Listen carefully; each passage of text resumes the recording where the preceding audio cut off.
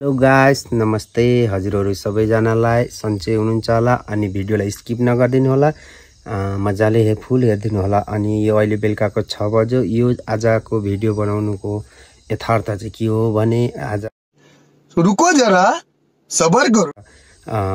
पूर्णिमाको दिन बजेर कति 20 मिनेटबाट होला सायद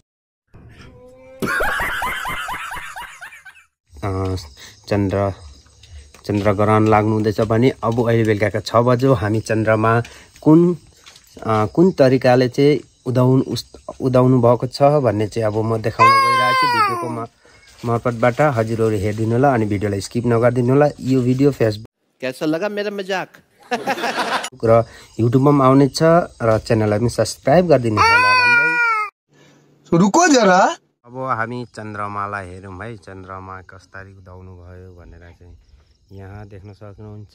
चन्द्रमा यो तरिकाले उदाउनु भएको छ भने अहिले सुतक लागिरहेछ चाहिँ भन्ने बुझ्न सक्छौँ हामी। सो अब चन्द्रमा यसरी उदाउनु भएको छ। भरे 11 बजे पनि हामी हेर्नेछौँ कसरी उदाउनु हुन्छ भनेर।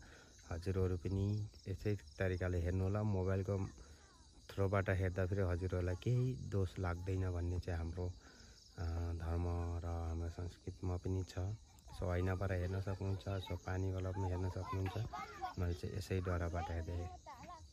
सो आजको भिडियो यति नै हुन्छ। अब फेरि भरे 11 बजे देखौँला हामी। So by.